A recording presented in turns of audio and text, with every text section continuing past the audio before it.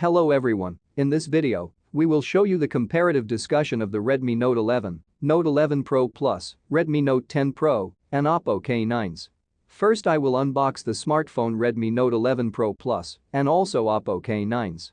These two smartphones are middle-class phones that are being targeted by consumers because yes, it is indeed very good for these two vendors to produce various cell phones, especially in the middle class, which we will review this time.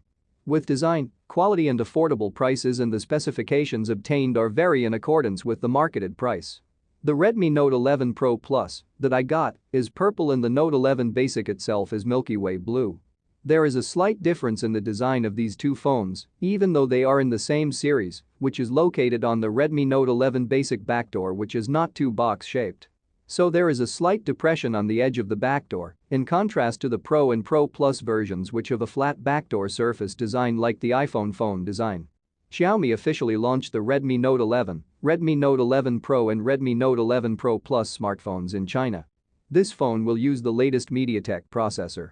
The Redmi Note 11 and Note 11 Pro Plus have very different specifications. Both smartphones still use a 6.67-inch AMOLED screen with 3 rear cameras.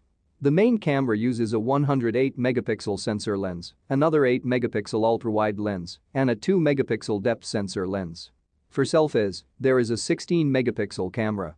Both are said to support 5G technology, NFC near-field communication, Wi-Fi 6, USB Type-C to Bluetooth 5.2.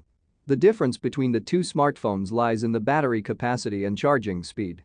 Redmi Note 11 Pro Plus has a 4500 mAh battery capacity with 120-watt fast charging. The phone battery can be fully charged in 15 minutes. For the processor, the Redmi Note 11 is powered by the MediaTek Dimensity 810 chipset and the Redmi Note 11 Pro Plus powered by the MediaTek Dimensity 920 chipset. The chipset is combined with 3 RAM options and storage media, namely 6GB per 128GB, 8GB per 128GB, and 8GB per 256GB. This phone has 3 rear cameras arranged vertically in a rectangular case, along with 1 LED flash module. To keep the battery safe, when charged with this ultra-fast charger, Xiaomi can use a dual-cell battery design.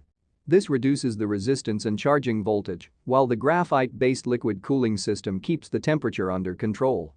This phone also has a 3.5mm audio jack and is equipped with JBL speakers.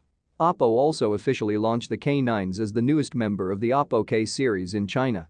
This phone carries higher specifications than the K9 model, although it is not much different from the K9 Pro which was released last September.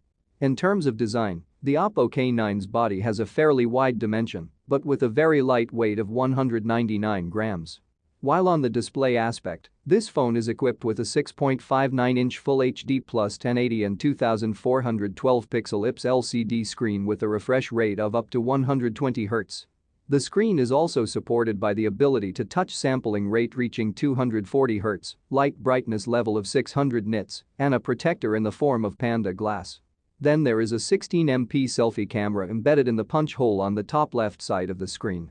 Equipped with a 50-megapixel camera and 12GB RAM, the Oppo K9s carries a triple camera configuration consisting of a 64-megapixel 26mm main camera, an 8-megapixel ultra-wide camera with a 120-degree field of view, and a 2-megapixel macro camera.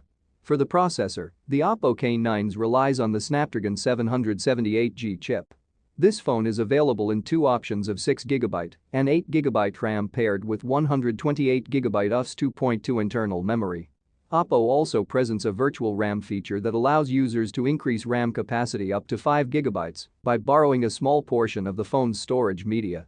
For the operating system, the Oppo K9s runs the Android 11 OS, which is coded with Oppo's signature interface, ColorOS 11.2. Supported by a 5000 mAh battery, the Oppo K9s is claimed to be able to charge the cell phone for 59 minutes from empty to full thanks to the 30-watt fast charge. And here I also include the Redmi Note 10 Pro as a comparison material other than the 3 cell phones earlier. Redmi Note 10 Pro here is the Chinese version, which is different in design and specifications with the global version. As the highest variant, the Redmi Note 10 Pro 5G comes with quite different specifications compared to other Redmi Note 10 lines. One of them lies in the type of screen panel used. Instead of carrying an AMOLED display panel, the Redmi Note 10 Pro 5G is actually equipped with an LCD panel. The screen has a size of 6.6 inches with a Full HD Plus resolution of 2400 and 1080 pixels, a refresh rate of up to 120 Hz, and a touch sampling rate of 240 Hz. There is also support for the DCI-P3 color gamut, 450 nits brightness level, and Gorilla Glass Victus protective glass. At the top of the screen, there is a 16-megapixel selfie camera embedded in a punch hole. Although the screen has decreased, there are a number of other aspects of the Redmi Note 10 Pro 5G that have actually improved. In terms of processors, the Redmi Note 10 Pro 5G has been embedded with the MediaTek Dimensity 1100 chip. The chip is also paired with 3 choices of RAM and very large storage as well. This phone is also equipped with vapor chamber cooling system technology combined with thermally conductive gel, copper foil, and graphite material. Regarding the camera, this phone is equipped with 3 back cameras. The 3 configurations include a 64-megapixel main camera, an 8-megapixel 120-degree ultra-wide camera, and a 2-megapixel macro camera. In the power sector, the Redmi Note 10 Pro 5G is supported by a 5000 mAh battery with 67-watt fast charging. Redmi claims that the battery of this phone can be fully charged in 42 minutes of charging. Actually, whether it's for those of you who like photography or playing online games, now you don't need to spend a lot of money to get a smartphone that matches your hobby.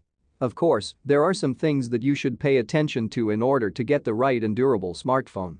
Of course, the first step is to determine what do you usually use your smartphone for. Once you can determine this, you will know what specifications you need. For example, people who use smartphones to watch movies and videos will need a device with good screen quality. Then, people who often use smartphones to play online games need a good screen, chipset, and sound quality. These specifications will also affect your budget. The better the specifications, the more expensive the price.